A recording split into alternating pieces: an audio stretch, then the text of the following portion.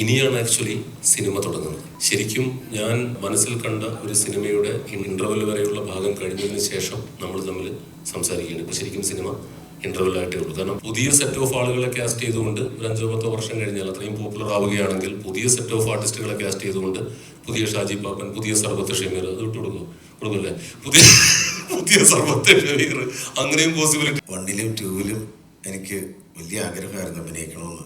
പക്ഷേ 3ലാണ് എനിക്കൊരു എൻട്രി കിട്ടിയത്. ഇപ്പോൾ വന്നിരിക്കുന്ന ഈ ഗ്രോസ് കളക്ഷൻ്റെ ഒരു 70-75% അതിൻ്റെ ബഡ്ജറ്റ് ഉണ്ടായിരുന്നു. ബാക്കി നിങ്ങൾക്ക് കാൽക്കുലേറ്റ് ചെയ്തോളാം. കരുതി കൂട്ടിയ ആളുകളെ തിരഞ്ഞു പിടിച്ച് ആക്രമിക്കാനായി സീരിയസ് സിനിമയൊക്കെ ചെയ്യുമ്പോഴാണ് ഒരുപാട് ചർച്ചകളും മറുചർച്ചകളും ഒക്കെ ആയിട്ട് വിവാദങ്ങളും ഒക്കെ വരിക. ഇത് ശുദ്ധമായ ആക്ഷേപഹാസ്യം, പൊളിറ്റിക്കൽ സെറ്റയറാണ്. As usual mister Mithun Manuel Thomas മുങ്ങിയിരുന്നു. ഷോയ്ക്ക് വന്നില്ല. അദ്ദേഹം അണ്ടർവേൾഡിലായിരുന്നു. ഞാൻ ഒരു ആവേശപ്പുറത്ത് ആട് മണിയിൽ അത്ര ഇൻട്രോസ് കൊടുത്തു. പിന്നെ ആട് 2 ആയപ്പോഴത്തേക്കും ഇൻട്രോസ് എനിക്കൊരു ബാധ്യതയായി. കാരണം ഓടിയെന്ന് പ്രതീക്ഷിക്കും. ആട് 3 ആകുമ്പോഴത്തേക്കും 7-14 ഇൻട്രോസ് ആയി. ലാസ്റ്റ് പടം മുഴുവൻ മറ്റേ ഇൻട്രോ മാത്രമാകും എന്നുള്ള ആശങ്ക വരെ ആടിൽ അങ്ങനെ ഒരു പ്രശ്നമുണ്ട്.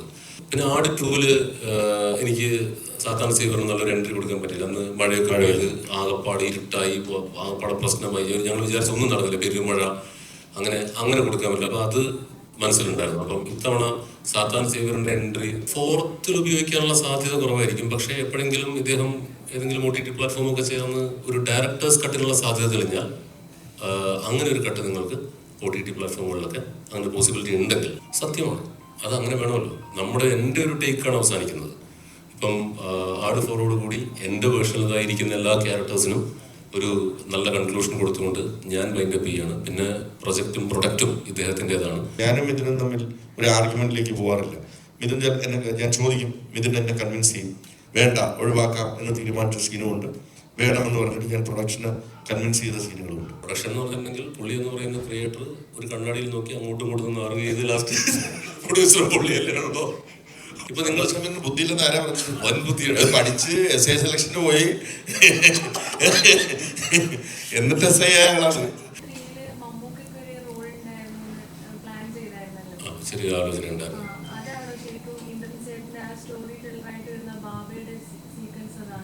അതും സ്പോയിലറായി പോകുന്നതുകൊണ്ട് പറയുന്നില്ല. വാട്ട് ഇഫ് ഞങ്ങളൊരു ചെറിയ പീസ് ഒഴിവാക്കിയിട്ടുണ്ടെങ്കിലും. ഈ സിനിമ 82 കോടി നേടിക്കഴിഞ്ഞപ്പോൾ വിജയബാബു തോന്നുന്നുണ്ട് ഒറ്റയ്ക്ക് ചെയ്താൽ മതിയായിരുന്നു. എന്തിന് ഹാട്ടക്കാന്ന് ചാവാലോ ഷൂട്ടിനിടയ്ക്ക്. ഇത് എന്നെ കൊണ്ട് കൂട്ടിയാൽ കൂടില്ല എന്ന് ഉറപ്പുള്ളത് കൊണ്ടല്ലേ.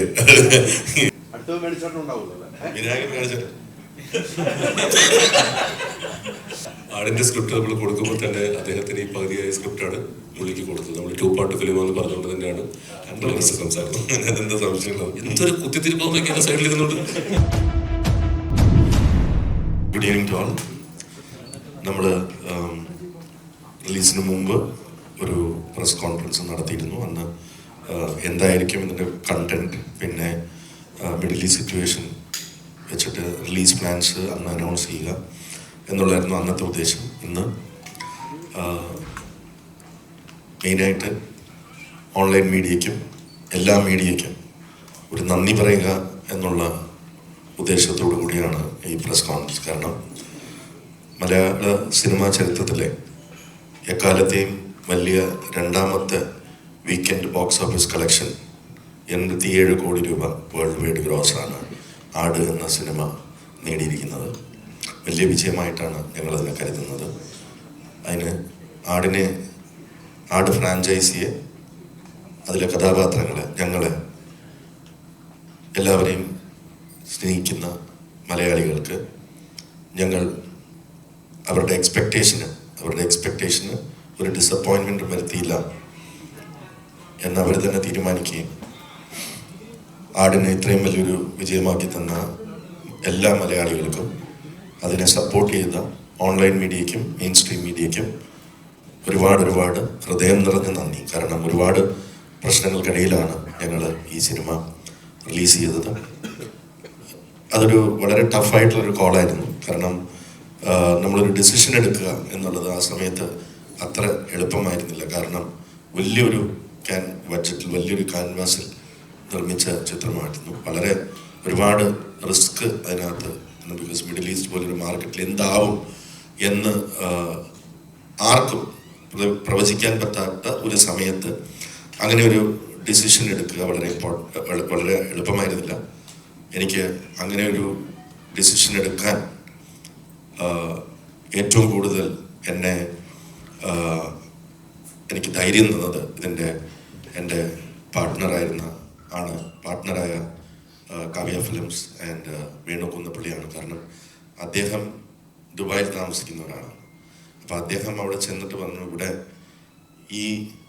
ഈ കൺട്രീസിനെ പ്രൊട്ടക്റ്റ് ചെയ്യാൻ അതിൻ്റെ ഭരണാധികാരികൾക്ക് അറിയാം, ഇവിടുത്തെ ജനങ്ങൾക്ക് അവരിൽ പൂർണ്ണ വിശ്വാസമുണ്ട്, അവർ തിയേറ്ററിലേക്ക് വരും, ഈ നല്ല സിനിമയെ നമ്മുടെ നല്ല നല്ല കാര്യങ്ങൾക്കായിട്ട് അവരെന്തായാലും തിയേറ്ററിലേക്ക് വരും. അതേപോലെ തന്നെ സംഭവിച്ചു. ഗംഭീരമായ ഒരു വരവേൽപ്പാണ് മിഡിൽ ഈസ്റ്റിൽ ആട് എന്ന സിനിമയ്ക്ക് കിട്ടിയിരിക്കുന്നത്. 4 ലക്ഷത്തോളം ജനങ്ങളാണ് മിഡിൽ ഈസ്റ്റിൽ മാത്രം കഴിഞ്ഞ 4 ദിവസം ആട് സിനിമ തിയേറ്ററിൽ പോയി കണ്ടത്. അത് ഞങ്ങൾക്ക്, അതായത് അത് നമുക്ക് മാത്രമല്ല മലയാളം ഇൻഡസ്ട്രിക്ക് വളരെ ആശ്വാസം പകരുന്ന ഒന്ന് തന്നെയാണ്. ഞങ്ങൾ റിലീസ് ചെയ്തതോടുകൂടി മറ്റുള്ള ഏറ്റവും വലിയൊരു കാര്യം സംഭവിച്ചത് തിയേറ്റർ ഇൻഡസ്ട്രിക്ക് വളരെ ഒരു വലിയ ആശ്വാസമാണ്. ഒരുപാട് കോളുകൾ ഞങ്ങൾക്ക് വന്നിരുന്നു, ഒരുപാട് നന്ദി പറഞ്ഞുകൊണ്ട് തിയേറ്റർ ഓണേഴ്സ് നമ്മളെ വിളിച്ചിരുന്നു. അപ്പോൾ അത്രയും വലിയൊരു റിസ്ക് എടുക്കുകയും അത്രയും വലിയൊരു തീരുമാനമെടുക്കുകയും ചെയ്തത് മലയാളം ഇൻഡസ്ട്രിക്ക് ഒരു ഉണർവ് നൽകി. അങ്ങനെ ഞങ്ങൾക്ക് കിട്ടിയ ഒരുപാട് കോൾസിൽ ഒരുപാട് നന്ദി പറഞ്ഞിരുന്നു. അതിനും ഞങ്ങൾ ഹാപ്പിയാണ്. പിന്നെ ക്രിയേറ്റീവായിട്ടുള്ള കാര്യങ്ങൾ, ഒരുപാട് ചോദ്യങ്ങൾ ഓൺലൈനിലൂടെ, അടുത്ത ആട് 4ൻ്റെ കഥ എന്തായിരിക്കുമെന്ന് ഓൺലൈൻ മീഡിയയിലൂടെ തന്നെ പലരും പ്രവചിച്ചു കഴിഞ്ഞു. ഇതിൻ്റെ കഥ എന്തായിരിക്കുമെന്ന് നേരത്തെ പ്രവചിച്ചിരുന്നു. അതൊക്കെ സിനിമ കണ്ടപ്പോൾ എല്ലാവർക്കും അതിനുള്ള ഉത്തരം കിട്ടിയിട്ടുണ്ടായി. ഓട്ടും ഇത് ആദ്യമേ തന്നെ എല്ലാവർക്കും നന്ദി. വിജയേട്ടൻ പറഞ്ഞ പോലെ ഒരുപാട് പ്രതിസന്ധികൾക്കിടയിൽ നമ്മൾ സിനിമ റിലീസ് ചെയ്തു. അത് ഒരു വലിയ വിജയമായി മാറിയിരിക്കുകയാണ്. മലയാള സിനിമയുടെ ചരിത്രത്തിലെ 2ാമത്തെ മികച്ച വീക്കെൻഡ് കളക്ഷനുമായി ആട് 3 മുന്നേറിക്കൊണ്ടിരിക്കുകയാണ്. ഇപ്പം ഞങ്ങൾക്ക് ഇവിടെ ഇരിക്കുമ്പം ഭയങ്കര സന്തോഷമുണ്ട് നിങ്ങളെ ഫേസ് ചെയ്തിരിക്കുമ്പോൾ. കാരണം തിയേറ്ററിൽ പരാജയപ്പെട്ടു പോയ സിനിമയുടെ ഒരു 3ാം ഭാഗം പ്രേക്ഷകർ തിരിച്ചു കൊണ്ടുവന്ന് 3ാം ഭാഗവും വലിയ വിജയമാക്കി തീർക്കുക എന്ന് പറഞ്ഞാൽ അപൂർവങ്ങളിൽ അപൂർവമായ ഒരു എന്താ പറയുക പ്രതിഭാസം എന്ന് തന്നെ പറയാവുന്ന ഒരു അവസ്ഥയിലാണ് നമ്മളിവിടെ ഈ പരസ്പരം സംസാരിച്ചുകൊണ്ടിരിക്കുന്നത്. അതിന് ആട് ഫ്രാഞ്ചൈസിൻ്റെ ഫാൻസിനോടും മലയാള സിനിമയുടെ പ്രേക്ഷകരോടും നന്ദി പറയുകയാണ്. നിങ്ങൾ തന്ന പ്രോത്സാഹനത്തിൻ്റെയും ഊർജ്ജത്തിൻ്റെയും ബലത്തിലാണ് ഞങ്ങളെല്ലാവരും ഇന്നിവിടെ ഇരിക്കുന്നത്. പിന്നെ ഇനിയിപ്പം ഔപചാരികതകളും ഫോർമാലിറ്റികളും ഒന്നുമില്ല. അതേപോലെ നമുക്ക് ആടിനെ സംബന്ധിക്കുന്ന ചോദ്യങ്ങളിലേക്കും ഉത്തരങ്ങളിലേക്കും ഒക്കെ കടക്കാം. Thank you. നമ്മുടെ ആട് 3 സിനിമയെ വലിയൊരു വിജയമാക്കി മാറ്റിയിരിക്കുകയാണ് ലോകമെമ്പാടുള്ള മലയാളികൾ. അതിൽ കാവ്യ ഫിലിംസിൻ്റെ ഭാഗത്തു നിന്നും ഫ്രൈഡേയുടെ ഭാഗത്തു നിന്നും ഞങ്ങളുടെ എല്ലാവരുടെ ഭാഗത്തു നിന്നും ഒരുപാട് നന്ദി ആദ്യമേ തന്നെ പറയുകയാണ്. പിന്നെ സിനിമയ്ക്ക് സാധാരണ ജനങ്ങളുടെ ജീവിതത്തിൽ ഒരുപാട് സ്വാധീനമുണ്ടെന്നുള്ളതിൻ്റെ വേറൊരു തെളിവാണ്. അതായത് നമ്മൾ ഇന്ത്യക്ക് പുറത്തേക്ക് നോക്കിക്കഴിഞ്ഞാൽ ഒരുപാട് പ്രതിസന്ധികളിൽ കൂടിയാണ് പലരും കടന്നു പോകുന്നത്. ഒരു യുദ്ധത്തിൻ്റെതായിട്ടുള്ള ഭീതിയും അങ്ങനെയുള്ള ഒരുപാട് പ്രശ്നങ്ങൾക്കിടയിൽ നിൽക്കുമ്പോഴും ഈ ഒരു സിനിമയിലൂടെ ആട് 3 എന്ന സിനിമ അവിടെ റിലീസ് ചെയ്യുകയാണ്. അതിലൂടെ ആൾക്കാരെല്ലാവരും തിയേറ്ററിലേക്ക് പോവുകയാണ്. ആ തിയേറ്ററിലേക്ക് പോയി അവർ സാധാരണ ജീവിതത്തിലേക്ക് മാറുന്ന ഒരു കാഴ്ച കൂടി നമുക്ക് ഈ സിനിമയിലൂടെ കാണാൻ പറ്റി. അത് വലിയൊരു വിജയം. അതിനപ്പുറം ലോകമെമ്പാടുമുള്ള മലയാളികളുടെ ഒരു വലിയ സ്നേഹമായിട്ട് കൂടിയാണ് ഞങ്ങൾ ഇതിനെ കാണുന്നത്. എല്ലാവരോടും ഒരിക്കൽ കൂടി നന്ദി പറയുന്നു. എല്ലാവർക്കും നമസ്കാരം. നമ്മൾ എന്തെങ്കിലും ഒരു കാര്യം ചെയ്യുമ്പോൾ എന്തൊക്കെ ചെയ്താലും ദൈവത്തിൻ്റെ ഒരു കയ്യൊപ്പ് കിട്ടുക, ഒരു അനുഗ്രഹം കിട്ടുക, അപ്പോഴാണ് സക്സസ് ആവുന്നത്. അങ്ങനെയുള്ളൊരു സക്സസ്സായ ഒരു കൂട്ടായ്മയിൽ 1ലും 2ലും എനിക്ക് വലിയ ആഗ്രഹമായിരുന്നു അഭിനയിക്കണമെന്ന്. പക്ഷേ ഇതിൽ 3ലാണ് എനിക്കൊരു എൻട്രി കിട്ടിയത്. ഞാൻ അതിൻ്റെ സന്തോഷത്തിലാണ്. അതിൻ്റെ സന്തോഷം എന്ന് പറഞ്ഞാൽ അത് എത്രത്തോളം എങ്ങനെ പറഞ്ഞറിയിക്കണമെന്ന് എനിക്കറിയില്ല. അതിൻ്റെ പ്രൊഡ്യൂസേഴ്സ്, അതുപോലെ ഡയറക്ടർ, അങ്ങനെ ഞാനിപ്പോഴും ഇങ്ങനെ ആലോചിക്കും ആരായിരിക്കും എന്നെ വിളിച്ചത് എന്ന്. ഞാനിങ്ങനെ അതിൻ്റെ ഒരു അത്ഭുതത്തിലാണ്. കേരളത്തിൽ ഓരോ തിയേറ്ററുകളിലും ഹൗസ്ഫുള്ളായിട്ട് നമ്മുടെ ആട് 3 നിറഞ്ഞു ഓടുന്ന കാഴ്ചയാണ് ഇപ്പം ഇതിൻ്റെ പ്രൊമോഷനൊക്കെ ചെല്ലുമ്പോൾ കാണാൻ കഴിഞ്ഞത്. അപ്പോൾ അതിൻ്റെ ഒരു ഭാഗമാകാൻ കഴിയുക എന്ന് പറഞ്ഞാൽ ഏറ്റവും വലിയ ഒരു കലാകാരൻ എന്ന നിലയിൽ ഭയങ്കര സന്തോഷത്തിലായിരിക്കും. എല്ലാം ഇത് പ്രോത്സാഹനം തന്ന് വിജയിപ്പിച്ച എല്ലാ പ്രേക്ഷകർക്കും, സപ്പോർട്ട് ചെയ്ത എല്ലാവർക്കും ഒരുപാട് നന്ദി. Thank you. ഒത്തിരി സന്തോഷമുണ്ട്. കാരണം ആടിൻ്റെ ഈ കുടുംബത്തിൽ ഒരു ഭാഗമാകാൻ സാധിച്ചതിൽ ഒത്തിരി സന്തോഷം.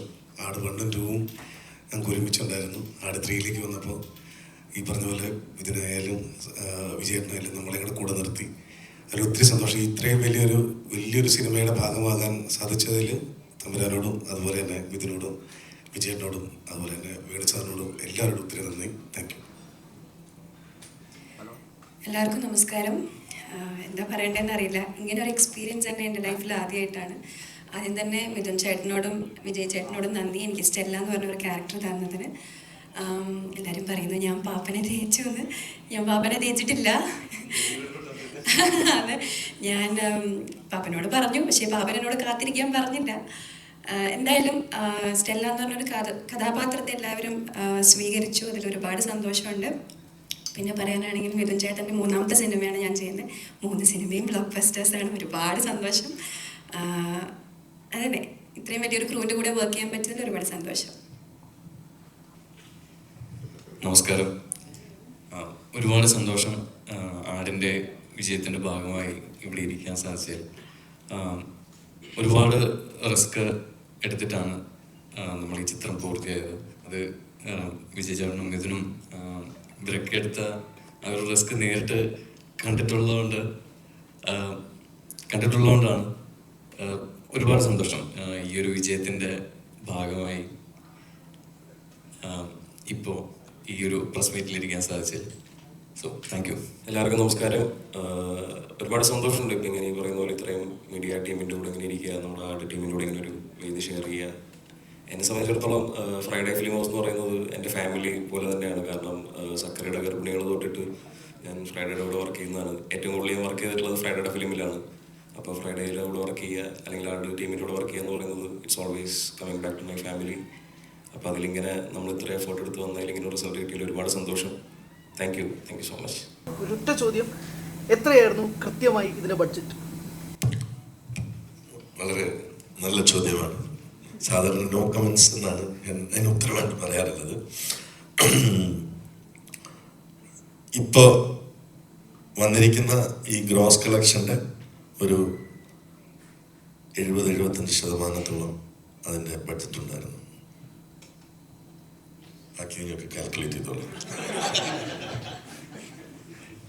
ഈ ആദ്യ ഷോ കണ്ടു കഴിഞ്ഞപ്പം നമ്മളെല്ലാവരും വനിതയിലിരുന്ന് ഷോ കാണുന്ന ആദ്യ ഷോ കണ്ടു കഴിഞ്ഞപ്പം മൊത്തത്തിലൊരു ടെൻഷൻ പ്രൊഡ്യൂസറിനും ഡയറക്ടറിനും ഉണ്ടായിരുന്നു. ആദ്യ ഷോയിൽ നമുക്കറിയാം നമ്മുടെ ആളുകളാണ് കൂടുതൽ ഷോ കാണുന്നത്.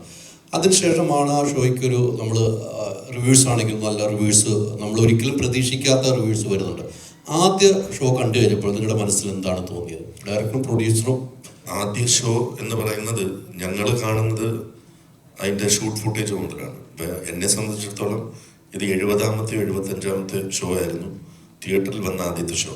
അപ്പോൾ ആദ്യ സീൻ കണ്ടപ്പോൾ തൊട്ടുള്ള റിലീസ് വരെയുള്ള ടെൻഷൻ അങ്ങനെ തന്നെ.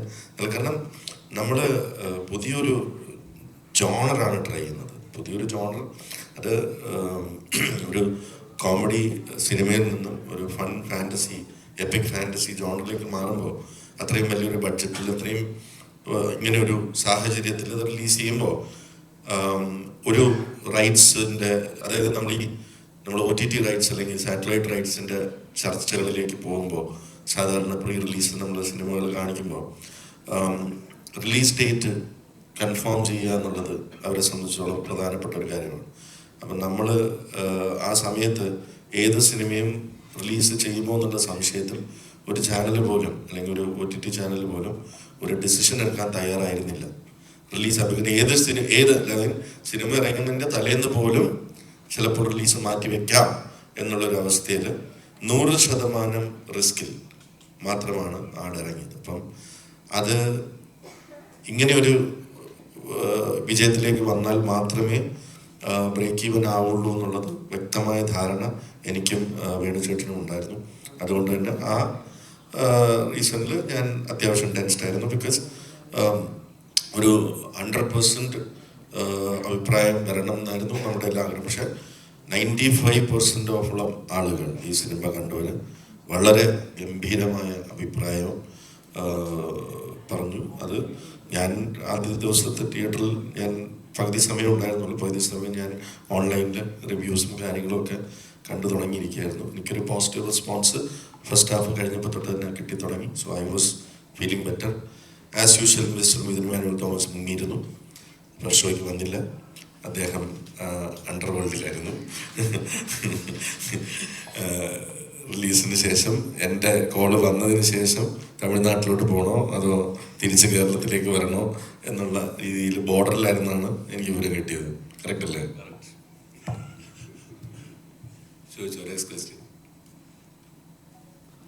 അങ്ങ് പറഞ്ഞ പോലെ ഇപ്പം ഇനി അടുത്ത പാർട്ടിലേക്കുള്ള അഡ്വാൻസ് കൊടുക്കാൻ ധൈര്യമായി അഡ്വാൻസ് കൊടുത്തു തുടങ്ങി വിജയ് ബാബു. തിയേറ്റർ കളക്ഷൻ 60 ദിവസം കഴിഞ്ഞിട്ട് വരത്തുള്ളൂ. ഇപ്പൊ അത് കിട്ടിയിട്ട് ആദ്യം കടങ്ങൾ വീട്ടണം, അത് കഴിഞ്ഞ് മേടിച്ചിട്ട പൈസ കൊടുക്കണം, അതിനുശേഷം അഡ്വാൻസിലേക്ക് കിടക്കാം. അതല്ലേ എൻ്റെ ഒരു ന്യായമായ കാര്യം. ഫസ്റ്റ് മൺഡേ 3 PM ഏകദേശം ഒരു 2 CR അടുത്ത് ഗ്രോസ് വന്നിട്ടുണ്ട്. എത്രയാണ് എക്സ്പെക്ടേഷൻ ഒരു ഫൈനൽ? അല്ല, അങ്ങനെ ചോദിച്ചാൽ നമുക്ക് ഏറ്റവും ബെസ്റ്റായിട്ട് പോകട്ടെ എന്നല്ലേ നമുക്ക് ചിന്തിക്കാൻ പറ്റും. ഇപ്പോൾ ഇതിൻ്റെ ഒരു പാറ്റേൺ നിങ്ങൾക്കറിയാം. ഇപ്പോൾ ഒരു സിനിമ അങ്ങനെ ഒരു പാറ്റേൺ, ഇപ്പോൾ എൻ്റെ ഫ്രൈഡേ ഫിലിം ഹൗസിനെ സംബന്ധിച്ചിടത്തോളം ഞാൻ ചെയ്തിട്ടുള്ള സിനിമകളിൽ ഇത്രയും ഇങ്ങനൊരു കളക്ഷൻ എനിക്ക് ഇത് എൻ്റെ ലൈഫിലും ആദ്യമാണ്. നമ്മൾ ഏതൊരു പ്രൊഡ്യൂസറിൻ്റെ ഡ്രീമാണ് ലൈഫിൽ എപ്പോഴെങ്കിലും ഇങ്ങനെ ഒരു മാസ് ഹിറ്റ് അടിക്കണം. അത് ഇപ്പം ഞാൻ സിനിമയിൽ പ്രൊഡക്ഷൻ തുടങ്ങിയിട്ട് 14 വർഷമായി. അപ്പോൾ ഈ 14 വർഷത്തെ കാത്തിരിപ്പിന് ശേഷമാണ് ഇങ്ങനെ ഒരു മാസ് ഹിറ്റിലേക്ക് വരുന്നത്. അപ്പോൾ ഓരോ സ്റ്റെപ്പും എനിക്കും ഒരു പുതിയ എക്സ്പീരിയൻസ് ആണ്. നിങ്ങൾ ചോദിക്കുന്ന ചോദ്യം എനിക്ക് നിങ്ങളോടും ചോദിക്കാം. നിങ്ങളിതിനു മുമ്പ് പല ഇത് എത്ര വരാം എനിക്കും അറിയില്ല, ഞാനും പുതിയതാണ്. അപ്പം നമ്മുടെ ഒരു ഗെസ്റ്റിമേറ്റ് എന്ന് പറയുന്ന ഓക്കെ, ഇത് ആദ്യത്തെ കടമ്പ എന്ന് പറയുന്നത് ഇത് ബ്രേക്ക് ഈവൻ ആവുക എന്നുള്ളതാണ്. അപ്പം എന്നെ സംബന്ധിച്ചിടത്തോളം ഇത്രയും വലിയൊരു ഹിറ്റായി ഇത്രയും വലിയ ഗ്രോസ് വന്നിരിക്കണം. My next step is okay, have to sell the rights, break even ചെയ്യുക എന്നുള്ളത്. ഞാൻ അങ്ങനെ ഒരു ഫിഗറിലേക്ക് നോക്കിയിട്ട് അത് എത്തട്ടെ എന്ന് പറഞ്ഞിരിക്കുകയല്ല. എൻ്റെ അടുത്ത സ്റ്റെപ്പ് എന്ന് പറയുന്നത് ബ്രേക്ക് ഈവൻ ചെയ്യുക. അതിനുശേഷം നമുക്ക് എന്താണ്, അപ്പോൾ ഇതും ഞാൻ എൻജോയ് ചെയ്യുകയാണ് ഈ എക്സ്പീരിയൻസ്. എത്രയാവട്ടെ എന്ന് ഞാനും നോക്കിക്കൊണ്ട് തന്നെ ഇരിക്കുകയാണ്. അറിയില്ല എത്ര വന്നാലും ഓക്കെയാണ്, സ്വീകരിക്കും. പറഞ്ഞിരുന്നു സ്ക്രിപ്റ്റ് കംപ്ലീറ്റ് ആണ് പാർട്ട് 2 എന്നുള്ളതാണ്. ഇപ്പോൾ വിജയ് ചേട്ടനും പറഞ്ഞിരുന്നു ഇത് വലിയ ഹിറ്റായാൽ മാത്രമേ അതിലേക്ക് കടക്കുള്ളൂ എന്നുള്ളതാണ്. അപ്പോൾ ഈ 2 ചോദ്യങ്ങൾക്കും ഏകദേശം ഉത്തരമായിട്ടുണ്ട്. ഹിറ്റുമായി, സ്ക്രിപ്റ്റ് കംപ്ലീറ്റ് ആയി. എന്നാണ് ഡേറ്റുകൾ ലോക്ക് ചെയ്ത് ഷൂട്ട് തുടങ്ങുന്നത്?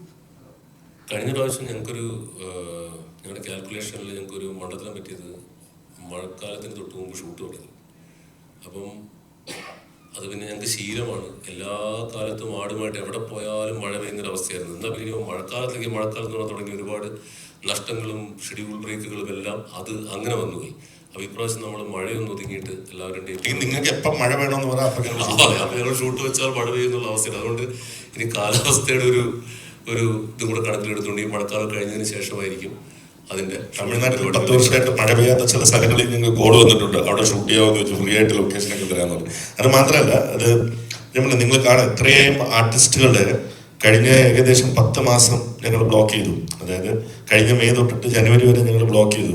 അപ്പോൾ അവർക്കെല്ലാം അത്യാവശ്യം കമ്മിറ്റ്മെൻറ്റുകൾ ഉണ്ട്.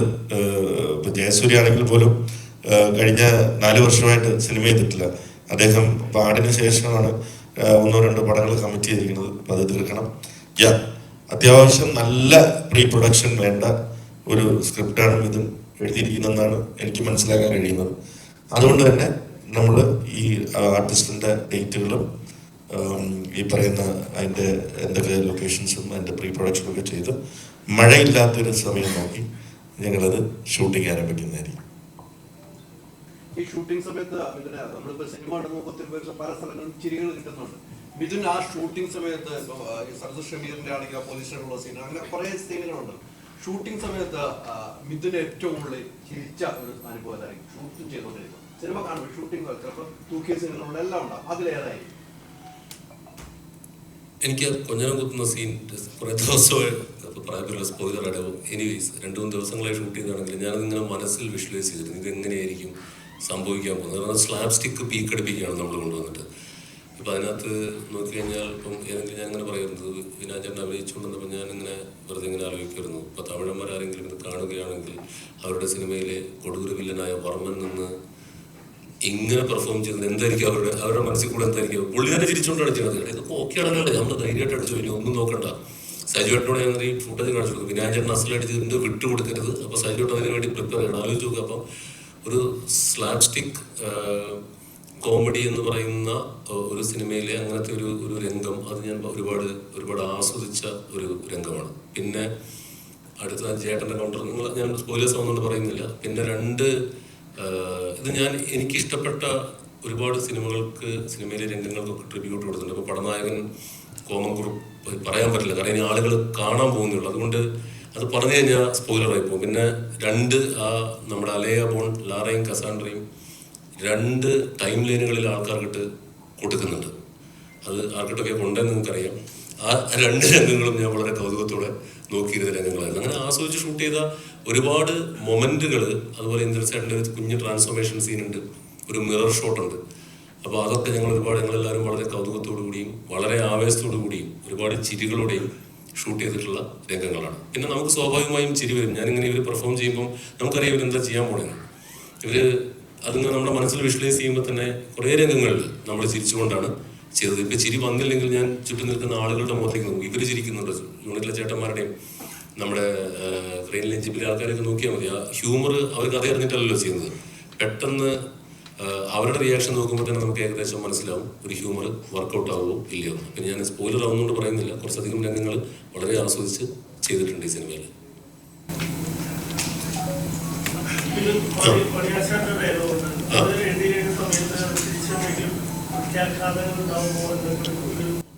ഇല്ല ആട് മണ്ണിൽ നമ്മൾ ഇതുപോലൊക്കെ തന്നെ പറഞ്ഞിട്ടുണ്ടല്ലോ.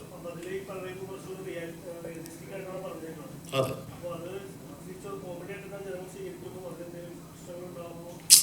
അത് ആട് മണ്ണോടുകൂടി എൻ്റെ ആശങ്കയെല്ലാം മാറിയിരുന്നു. കാരണം പൊളിറ്റിക്കൽ സെക്ടർ നമുക്ക് പിടിക്കാം. നമ്മൾ കരുതി കൂട്ടിയ ആളുകളെ തിരഞ്ഞു പിടിച്ച് ആക്രമിക്കാനായി സീരിയസ് സിനിമയൊക്കെ ചെയ്യുമ്പോഴാണ് ഒരുപാട് ചർച്ചകളും മറുചർച്ചകളും ഒക്കെ ആയിട്ട് വിവാദങ്ങളൊക്കെ വരിക. ഇത് ശുദ്ധമായ ആക്ഷേപഹാസ്യം, പൊളിറ്റിക്കൽ സെക്ടറാണ്. അത് അങ്ങനെ ഒരു സാധനം നമ്മുടെ പടത്തിലെ ഒരു സെൻട്രൽ ക്യാരക്ടർ പറഞ്ഞാൽ ചിരിക്കുമെന്ന് തന്നെയായിരുന്നു. ആ സ്പിരിറ്റിൽ തന്നെ ഇന്ന് വരെ ആളുകളുടെ എടുത്തിട്ടുള്ളൂ. ആട് 1 മുതൽ 1-2 പേര് പേഴ്സണൽ മെസ്സേജ് ആട് 1 അയച്ചതൊഴിച്ചാൽ ഇതുവരെയും പി ശശിയുടെ ക്യാരക്ടറിനെ കുറിച്ച് ആരും ഒരു എതിരഭിപ്രായം ഇതുവരെ ഈ നിമിഷം വരെ പറഞ്ഞിട്ടില്ല. അത് പറയില്ല എന്ന് എനിക്ക് ഉറപ്പുണ്ടായിരുന്നു. ഈ സിനിമ കണ്ടവരൊക്കെ സാത്താൻ സീനിന്റെ ഇൻട്രൊഡക്ഷനെ പറ്റി സംസാരിക്കുന്നത്, പക്ഷേ നായകന് കിട്ടിയതിനേക്കാൾ ഒരു ഗംഭീരമായ ഇൻട്രൊഡക്ഷനാണ് സണ്ണി വേണു കൊടുത്തത്. ഞാൻ പറഞ്ഞ ആ സ്പോയിലർ ഇല്ലാതെ ആ ഒരു ഇൻട്രൊഡക്ഷൻ സീൻ സെറ്റ് ചെയ്തതിനെ പറ്റി ഒന്ന് സംസാരിക്കാൻ പറ്റും. കാരണം അത് ഭയങ്കര ഹൈ ആയിരുന്നു തിയേറ്റേഴ്സിൽ. ഒരു മൂന്ന് പ്രധാനപ്പെട്ട ഹൈ മൊമെന്റ്സ് ആ ഇൻട്രൊഡക്ഷനിൽ തന്നെ ഉണ്ട്. അതെങ്ങനെയാണ് സെറ്റ് ചെയ്തത്? സണ്ണിച്ചന്റെ ക്യാരക്ടർ സാത്താൻ കറക്റ്റ് ചെയ്യാം. ഞങ്ങളുടെ സിനിമയിലെ എല്ലാ കഥാപാത്രങ്ങളും നായകന്മാരാണ്. അത് ഒരു നായകൻ തന്നെയാണ്. അത് മറ്റൊരു കാര്യം. ഈ ഇൻട്രോസ് കൊണ്ട് സത്യം പറഞ്ഞിട്ടുണ്ടെങ്കിൽ ഞാൻ ഒരു ആവേശപ്പുറത്ത് ആട് മണിയിൽ അത്ര ഇൻട്രോസ് കൊടുത്തു. പിന്നെ ആട് 2 ആയപ്പോഴത്തേക്കും ഇൻട്രോസ് എനിക്കൊരു ബാധ്യതയായി. കാരണം ഓഡിയൻസ് പ്രതീക്ഷിക്കും. ആട് 3 ആകുമ്പോഴത്തേക്കും 7-14 ഇൻട്രോസ് ആയി. ലാസ്റ്റ് പടം മുഴുവൻ മറ്റേ ഇൻട്രോ മാത്രമാകും എന്നുള്ള ആശങ്ക വരെ ആടിൽ അങ്ങനെ ഒരു പ്രശ്നമുണ്ട്. അപ്പം അത് സെറ്റ് ചെയ്തത് സാത്താൻ സേവ്യറിൻ്റെ ക്യാരക്ടർ ശരിക്കും പറഞ്ഞിട്ടുണ്ടെങ്കിൽ ഇതിലൊരു വൈൽഡ് കാർഡ് എന്നൊക്കെ പറയാവുന്ന ഒരു ക്യാരക്ടറാണ്. ഒരുപാട് ഉപയോഗിക്കപ്പെട്ടിട്ടില്ല. എല്ലാ സിനിമയിലും കുറച്ചേ വന്നിട്ടുള്ളൂ. ഇതിലാണ് സാത്താൻ സേവ്യർ നമ്മൾ കുറച്ചും കൂടെ കൂടുതലായിട്ട് കാണിക്കുന്നത്. അപ്പം പിന്നെ ആട് 2-ല് എനിക്ക് സാത്താൻ സേവ്യറിന് നല്ലൊരു എൻട്രി കൊടുക്കാൻ പറ്റില്ല. അന്ന് മഴയൊക്കെ പെയ്ത് ആകപ്പാട് ഇരുട്ടായി, ആകപ്പാടെ പ്രശ്നമായി. ഞങ്ങൾ വിചാരിച്ച ഒന്നും നടന്നില്ല, പെരുമഴ, അങ്ങനെ കൊടുക്കാൻ പറ്റില്ല. അപ്പം അത് മനസ്സിലുണ്ടായിരുന്നു. അപ്പം ഇത്തവണ സാത്താൻ സേവ്യറിൻ്റെ എൻട്രി തകർക്കണം എന്നൊരു ആഗ്രഹം ഉണ്ടായിരുന്നു. അങ്ങനെയാണ് ഈ കോൺസെപ്റ്റിലേക്ക് ഡിറൈവ് ചെയ്യുന്നത്. പിന്നെ അത് അവിടെ നമ്മുടെ ആ ഡയറക്ടർ അനീസ് നാടോടിയും പിന്നെ നമ്മുടെ ഗണ്ണിൻ്റെ ടീമുകളും അവരാണ് ആ തീയും പരിപാടിയൊക്കെ ആയിട്ട്. അത് പറഞ്ഞാൽ ഇനി സ്പോയിലറായി. അപ്പോൾ എന്താണെങ്കിലും ഇത്തവണ സണ്ണിച്ചിട്ട് അധികം എക്സ്പ്ലോർ ചെയ്തിട്ടില്ലാത്ത ക്യാരക്ടർ ആയതുകൊണ്ടാണ് അങ്ങനെ ഒരു ഒരു രണ്ട് പിന്നെ ഇത്തിരി അണ്ടർവേൾഡ് ഷെയ്ഡുള്ള ക്യാരക്ടറാണല്ലോ, പുള്ളിക്ക് അത് കൊടുക്കാം. പക്ഷെ ഷാജി പാപ്പനോ സർവത്ത് ഷമീറോ ഒന്നും നമുക്ക് ഒരിക്കലും അങ്ങനെ കൊടുക്കാൻ പറ്റില്ല. ഇപ്പോൾ ഡ്യൂഡിന് പോലും അങ്ങനെ കൊടുക്കാൻ പറ്റില്ല. വേണമെങ്കിൽ നമുക്ക് ബാങ്കോക്കിൽ എന്തെങ്കിലും കൊടുക്കാമെന്നല്ലാതെ പുള്ളി നമ്മളൊരു അങ്ങനെ ഒരു വൻ കില്ലറായിട്ടൊന്നുമല്ലോ കാണിച്ചിരിക്കുന്നത്. ഇപ്പോൾ പുള്ളി എപ്പിക് ചേസുകളൊക്കെ നടത്തിയിട്ടുണ്ടെന്ന് പറയുന്നതല്ലാതെ പുള്ളി ഇങ്ങനെ 1000 പേരെ വെട്ടിക്കുന്നു എന്നും പറഞ്ഞില്ല. ഇദ്ദേഹത്തെ നമുക്ക് എങ്ങനെ വേണമെങ്കിലും കാണിക്കാമെന്നൊരു ധൈര്യത്തിന്റെ പുറത്താണ് സാത്താൻ സേവ്യറിന് അങ്ങനെ ഒരു എൻട്രി സെറ്റ് ചെയ്തത്. ഒരുപാട് ഭാഗങ്ങൾ കട്ട് ചെയ്ത് കളയേണ്ടി വന്നു എന്നാണ് അപ്പോൾ ഇതില് ഒരുപാട് ഇനി ഫോർത്തിലേക്ക് വരുമ്പോൾ ഇതിൽ ഒരുപാട് ഭാഗങ്ങൾ ഇത്ര ഡീറ്റെയിലിംഗ് ആണ്. അതെ ഡീറ്റെയിലിംഗ് ആണ്. അതെ അതെ അതെ അപ്പൊ ഇപ്പൊ ഷൂട്ട് ചെയ്ത് കട്ട് ചെയ്ത് ഫോർത്തിൽ ഉപയോഗിക്കാൻ പറ്റില്ല, അങ്ങനെയുള്ള കാര്യങ്ങൾ ചെയ്യാൻ പറ്റില്ല. ഫോർത്തിൽ ഉപയോഗിക്കാനുള്ള സാധ്യത കുറവായിരിക്കും. പക്ഷേ എപ്പോഴെങ്കിലും ഇദ്ദേഹം ഏതെങ്കിലും OTT പ്ലാറ്റ്ഫോമൊക്കെ ചേർന്ന് ഒരു ഡയറക്ടേഴ്സ് കട്ടിനുള്ള സാധ്യത തെളിഞ്ഞാൽ അങ്ങനെ ഒരു കട്ട് നിങ്ങൾക്ക് OTT പ്ലാറ്റ്ഫോമുകളിലൊക്കെ അങ്ങനെ പോസിബിലിറ്റി ഉണ്ടെങ്കിൽ ഒരു ഡയറക്ടേഴ്സ് കട്ട് എന്നൊക്കെ പറയുന്ന ഒരു കട്ട് കാണാവുന്നതാണ്. അതിലിതെല്ലാം ഉൾക്കൊള്ളിക്കാവുന്നതാണ്. ഇതിൻ്റെ ഡ്യൂറേഷൻ പ്രശ്നമില്ല. 3.5 മണിക്കൂറായാലും ആളുകൾ ഇതിൻ്റെ ഒരു ഡയറക്ടേഴ്സ് കട്ട് കാണുമെന്നാണ് എൻ്റെ പ്രതീക്ഷ. ഒരു പോസിബിലിറ്റിയാണ് കേട്ടോ. അങ്ങനെ സിനിമകൾ വരാറുണ്ടല്ലോ, വന്നാൽ അപ്പോൾ കാണാം. ഫോർത്തിലേക്ക് ഉപയോഗിക്കാവുന്ന രീതിയിൽ സെറ്റ് ചെയ്തതല്ല. അല്ല ഓപ്ഷൻ അവസരത്തിലെ അല്ല ആദ്യം തിയേറ്റർ റൺ കഴിയട്ടെ, അതിനുശേഷം അങ്ങനെ ഇത് നേരത്തെ തന്നെ കുറച്ചുള്ള പോസിബിലിറ്റി പറഞ്ഞിരുന്നു. എഡിറ്റ് ചെയ്ത് നോക്കുമ്പോൾ അങ്ങനെ ഒരു വേർഷൻ പ്രാക്ടിക്കലി പോസിബിൾ ആണെങ്കിൽ ചെയ്യും.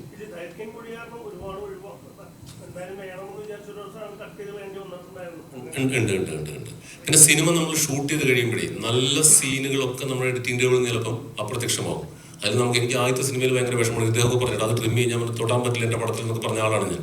പിന്നീട് നമുക്ക് നല്ല സീൻ മോശം സീൻ എന്നില്ല, കാരണം കഥ മുന്നോട്ട് പോയിക്കൊണ്ടേയിരിക്കുക എന്നുള്ള ഒരൊറ്റ ടാർഗറ്റിലേക്ക് നമ്മൾ ലോക്കാവും. അപ്പോൾ ഒരുപാട് സീനുകൾ ഇങ്ങനെ ചിലപ്പം പോയിക്കൊണ്ടേയിരിക്കും. അത് പക്ഷെ നമ്മൾ സ്ക്രിപ്റ്റിൽ വരുമ്പം വായിച്ചു പോകുമ്പോൾ നല്ല ഭംഗിയുണ്ടായിരിക്കും. വിഷ്വലി വരുമ്പോൾ ചിലപ്പോൾ നമുക്ക് അത്ര വേണമെന്ന് വരില്ല. അത് രണ്ടാമത്തെ മൂന്നാമത്തെ സിനിമയ്ക്ക് ആയിട്ടാണ് നമ്മൾ ആ ലോജിക്ക് നമുക്ക് അല്ലെങ്കിൽ ആ ഫ്ലോയെ കുറിച്ച് നമ്മൾ ബോധേഡാവുന്നത്. അപ്പം ഇതിൽ മാറ്റി വെച്ചിരിക്കുന്ന സീനുകൾ അടുത്തതിലേക്ക് വരില്ല. പക്ഷെ ഇങ്ങനെ ഒരു പോസിബിലിറ്റി ഉണ്ടെങ്കിൽ നിങ്ങൾക്ക് അതെല്ലാം കാണാവുന്നതാണ്. മാർച്ച് 15-ന് പോസ്റ്റ് കണ്ടായിരുന്നു.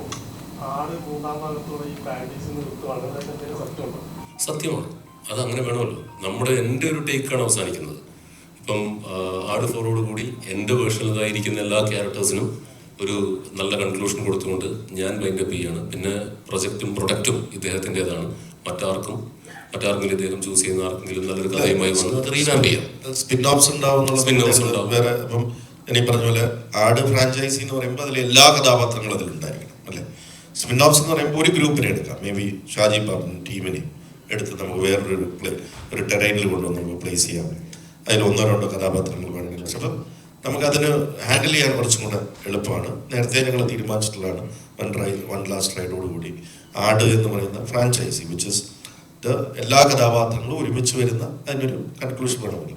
അത് നേരത്തെ തീരുമാനിച്ചു. ഇത് റീവാമ്പ് ചെയ്യുന്ന പോസിബിലിറ്റി ഉണ്ട്. ഇദ്ദേഹത്തിന്റെ IP ആണ്. ഇദ്ദേഹത്തിനത് പുതിയ സെറ്റ് ഓഫ് ആളുകളെ കാസ്റ്റ് ചെയ്തുകൊണ്ട് ഒരു 5-10 വർഷം കഴിഞ്ഞാൽ അത്രയും പോപ്പുലർ ആവുകയാണെങ്കിൽ പുതിയ സെറ്റ് ഓഫ് ആർട്ടിസ്റ്റുകളെ കാസ്റ്റ് ചെയ്തുകൊണ്ട് സ്പൈഡർമാനൊക്കെ വരാറില്ലേ, പുതിയ ഷാജി പാപ്പൻ ക്യാരക്ടേഴ്സ് ആണല്ലോ. പുതിയ ഷാജി പാപ്പൻ, പുതിയ സർവത്ത് ഷമീർ, അത് കൊടുക്കില്ലേ, പുതിയ സർവത്ത് ഷമീർ, അങ്ങനെയും പോസിബിലിറ്റി ഉണ്ട്. അപ്പൊ അത് ഞാൻ കൗതുകത്തോടെ നോക്കിയിരിക്കുകയാണ്. എൻ്റെ ടേക്ക് എന്തായാലും അടുത്ത സിനിമയോട് കൂടി എൻ്റെ ആട് വേൾഡ് അവസാനിക്കുക.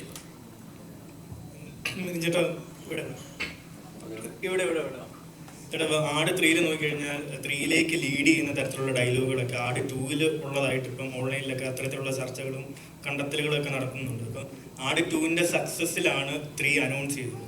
അപ്പോൾ ആട് 2 മേക്ക് ചെയ്യുമ്പോൾ തന്നെ അല്ലെങ്കിൽ നെക്സ്റ്റ് പാർട്ട് അല്ലെങ്കിൽ പാർട്ട് 4 ഒക്കെ ചെയ്യണമെന്ന് അത്തരത്തിലുള്ളൊരു കൺവിൻഷൻ അന്നേ ഉണ്ടായിരുന്നു. ഇത് ഉറപ്പായിട്ട് ഒരു 3-ാം ഭാഗം വരും വിജയിച്ചാൽ എന്നുള്ളത് നമുക്കറിയാം. നമ്മൾ ക്യാരക്ടേഴ്സ് ആണല്ലോ, ഈ 7 ക്യാരക്ടേഴ്സും അതിനെ ചുറ്റിപ്പറ്റിയുള്ള ഈ സബ് ക്യാരക്ടേഴ്സിനെ വെച്ചിട്ടുള്ള ഒരു വേൾഡാണിത്. അപ്പം ഇത് എത്ര തവണ വേണമെങ്കിലും നമുക്ക് ആളുകൾ മടുക്കുവോളം ഇപ്പം ഫ്രാഞ്ചൈസ് സിനിമകൾ നോക്കിക്കൂടെ, ഒരു 10ഉം 11ഉം ഒക്കെ വരുന്ന 7, 8 ഒക്കെ വരുന്ന ഫ്രാഞ്ചൈസ് സിനിമകളുണ്ട്. അപ്പോൾ ഒരു നല്ല ഒരു ഫ്രാഞ്ചൈസിൻ്റെ ലക്ഷണം എന്ന് പറയുന്നത് make the second one A block buster എന്നുള്ളതാണ്. അപ്പോൾ അതിനുശേഷം 3, 4, 5 വരെയൊക്കെ നമുക്ക് പോകാം. അപ്പോൾ ഉറപ്പായിട്ടും 2ാമത്തെ വർക്കായിരുന്നെങ്കിൽ 3ാമത്തത് ഞങ്ങൾ ചെയ്യും എന്ന് ആദ്യമേ തന്നെ ധാരണയുണ്ടായിരുന്നു. ഇതെല്ലാം പ്രേക്ഷകരുടെ കയ്യിരിക്കുന്ന കാര്യങ്ങളാണ്. നമ്മൾ ചെയ്യുമെന്ന് തീരുമാനിച്ചിട്ടില്ല. അപ്പോൾ അതാണ് ഞാൻ ഇപ്പോഴും പറഞ്ഞുകൊണ്ടിരിക്കുന്നത്. വർക്കാവുകയാണെങ്കിൽ ചെയ്യാം. നമ്മുടെ കൺവിക്ഷൻ എല്ലായ്പ്പോഴും തിയേറ്ററിൽ വിജയിച്ചോണമെന്നില്ല. അപ്പം 2ന്റെ സമയത്ത് തന്നെ ആലോചന ഉണ്ടായിരുന്നു ഒരു 3 ചെയ്യാം. പക്ഷെ 3ന്റെ സമയത്ത് അതൊരു 2 പാർട്ട് ഫിലിമായി ചെയ്ത് കൺക്ലൂഡ് ചെയ്യുക എന്നുള്ളത് തന്നെയായിരുന്നു സ്റ്റാർട്ടിംഗ് തൊട്ടേ ഉള്ള തീരുമാനം.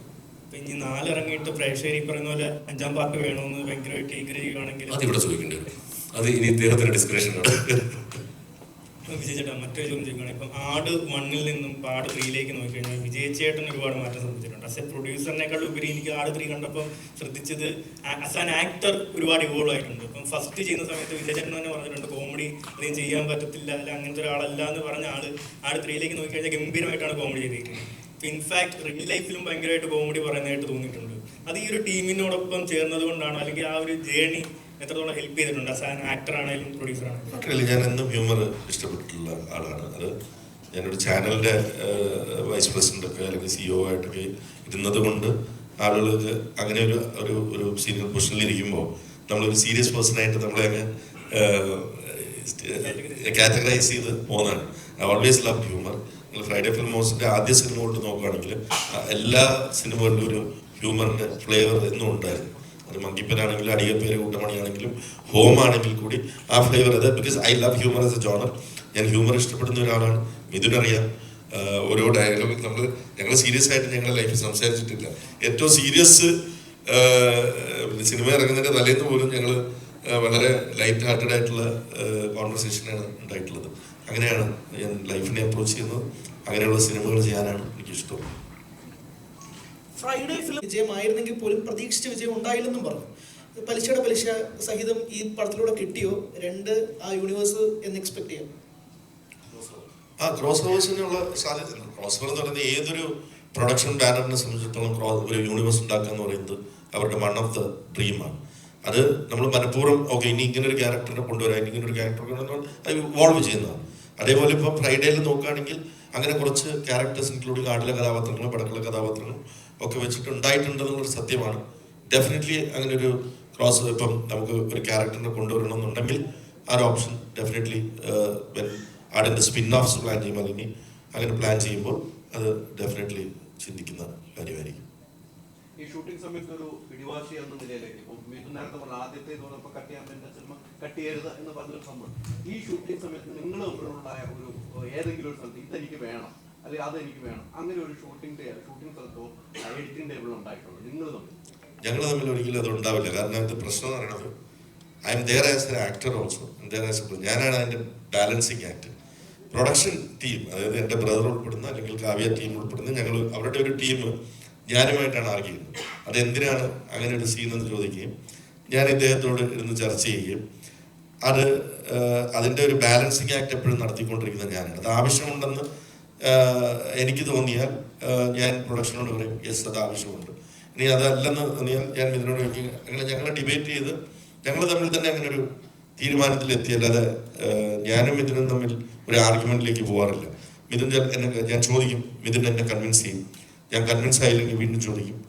അപ്പം ചിലപ്പോൾ മിഥുൻ കൺവിൻസ് ആവും. അപ്പോൾ അത് അങ്ങനെ ഒഴിവാക്കിയ സീനുകളുണ്ട്. ഷൂട്ട് ചെയ്യാതെ വേണ്ട ഒഴിവാക്കാം എന്ന് തീരുമാനിച്ച സീനുമുണ്ട്. വേണമെന്ന് പറഞ്ഞിട്ട് ഞാൻ പ്രൊഡക്ഷനെ കൺവിൻസ് ചെയ്ത സീനുകളുമുണ്ട്. പ്രൊഡക്ഷൻ എന്ന് പറഞ്ഞിട്ടുണ്ടെങ്കിൽ പുള്ളി എന്ന് പറയുന്ന ക്രിയേറ്റർ ഒരു കണ്ണാടിയിൽ നോക്കി അങ്ങോട്ടും ഇങ്ങോട്ടും നിന്ന് ആർഗ്യൂ ചെയ്ത് ലാസ്റ്റ് പ്രൊഡ്യൂസർ പുള്ളിയല്ലേ ഉള്ളൂ. അപ്പോൾ ഭയങ്കര ഞങ്ങൾ ഇത്രയും ഒരു ടീമായിട്ട് ഇത്രയും വലിയൊരു സിനിമ ശരിക്കും 10 മാസം കൊണ്ട് ഇത്രയും വലിയൊരു സിനിമ പോസ്റ്റ് പ്രൊഡക്ഷനും VFXും കഴിഞ്ഞ് റിലീസാക്കുക എന്ന് പറയുന്ന ഒരു ഇമ്പോസിബിൾ ടാസ്ക് തന്നെയായിരുന്നു. അത് ഇപ്പോഴും ഞങ്ങളിവിടെ തമാശ പറഞ്ഞിരിക്കുന്നതിൻ്റെ കാരണം ഇത്രയും 130ഓളം ദിവസം ഷൂട്ട് പോയിട്ട് അന്യോന്യം പ്രൊഡക്ഷനും ഡയറക്ഷൻ ടീമും തമ്മിലോ മറ്റ് ഡിപ്പാർട്ട്മെൻറ്റുകൾ തമ്മിലോ മുഖം മുഷിഞ്ഞ് ഒന്ന് സംസാരിക്കേണ്ട അവസ്ഥ പോലും ഞങ്ങൾക്ക് ഉണ്ടായിട്ടില്ല. ഇത്രയും വലിയൊരു പടം ഷൂട്ട് ചെയ്തു എന്നുള്ള ഒരു ഫീല് പോലും ശരിക്കും പറഞ്ഞാൽ ഇപ്പോൾ ഞങ്ങൾ തിരിഞ്ഞു നോക്കുമ്പോൾ ചില സീനുകൾ കാണുമ്പോഴാണ് ഇതൊക്കെ നമ്മൾ വളരെ ആസ്വദിച്ചാണല്ലോ സിമ്പിളായിട്ടാണല്ലോ ഷൂട്ട് ചെയ്ത് പോകുന്നതെന്ന് തോന്നുന്നത്. ഇവരെല്ലാവരും പ്രൊഡക്ഷൻ ഡിപ്പാർട്ട്മെൻറ്റും ടെക്നിക്കൽ ഡിപ്പാർട്ട്മെൻറ്റും ആക്ടിംഗ് ഡിപ്പാർട്ട്മെൻറ്റ് ആക്ടേഴ്സ് എല്ലാവരും ഒരുമിച്ച് നിന്നുകൊണ്ട് സംഭവിച്ചതാണ്. അത് പിന്നെ സ്വാഭാവികമായും സംഭവിക്കും. എന്താണെന്ന് വെച്ചിട്ടുണ്ടെങ്കിൽ ഞങ്ങൾ 2 സിനിമ ഓൾറെഡി ഒരുമിച്ച് പൂർത്തിയാക്കിയതാണ്. അപ്പോൾ ഒരു ഋതവും ഒരു മെക്കാനിക്സും ഒക്കെ ഓൾറെഡി അവിടെ ഉണ്ട്. അതുകൊണ്ട് തന്നെ കാര്യങ്ങളൊക്കെ ഇപ്പം കാവ്യയുടെ ടീം വന്നപ്പോഴും ഒരു കൂട്ടം സഹൃദയരുടെ സംഘമാണ് ഞങ്ങളുടെ കൂടെ വന്ന് ചേർന്നത്. എസ്പെഷ്യലി വേണിച്ചേട്ടൻ. കാരണം വേണിച്ചേട്ടൻ നമ്മൾ വെറുതെ ഇത് ബ്രഹ്മാണ്ഡ ഹിറ്റ് അടിക്കും അല്ലെങ്കിൽ വലിയ വിജയമാകും എന്ന് പറഞ്ഞു കൊണ്ടുവന്നല്ല. അദ്ദേഹം സ്ക്രിപ്റ്റ് വായിച്ച് ഇഷ്ടപ്പെട്ടിട്ട് വരുന്നതാണ്. അപ്പോൾ അദ്ദേഹം അല്പം ക്രിയേറ്റീവായിട്ടുള്ള ഒരാളായതുകൊണ്ട് ഞങ്ങൾക്ക് ഈ ഷൂട്ടിംഗ് പ്രോസസ്സ് പ്രശ്നരഹിതമായിരുന്നു എന്ന് തന്നെ പറയാം. പിന്നെ ലോജിക്കിന് മുൻതൂക്കം കൊടുത്തുകൊണ്ട് പോയിക്കൊണ്ടിരിക്കുന്ന ഒരു സംഘം എന്നാണ് ഞങ്ങളുടെ ഒരു കോമ്പിനേഷനെ ഞങ്ങൾ വിശേഷിപ്പിക്കാറ്. അത് ചേട്ടാ അത് ഇങ്ങനെ ചെയ്താൽ ഇങ്ങനെ സംഭവിക്കും, അങ്ങനെ സംഭവിക്കുന്നു പറഞ്ഞ് പുള്ളി എന്നെയും എനിക്ക് പുള്ളിനെയും കൺവിൻസ് ചെയ്യാൻ ഭയങ്കര എളുപ്പമാണ്. സിനിമയുടെ നന്മയ്ക്ക് വേണ്ടി മാത്രമാണ് ഞങ്ങൾ രണ്ടുപേരും നിന്നിട്ടുള്ളത്. അതുകൊണ്ട് തന്നെ ഞങ്ങൾ ഇത്രയും ഒരുപാട് പണം മുടക്കി ഷൂട്ട് ചെയ്ത സീനുകൾ നമ്മൾ എഡിറ്റ് ചെയ്യുമ്പോഴും അതിനകത്ത് പ്രശ്നങ്ങൾ ഉണ്ടാവാത്തത് എന്താണെന്ന് വെച്ചാൽ സിനിമയുടെ നന്മയ്ക്ക് വേണ്ടിയാണ്. അത് ഞങ്ങൾ 2 തവണ ചെയ്തിട്ടുള്ളതാണ്. So it all works out.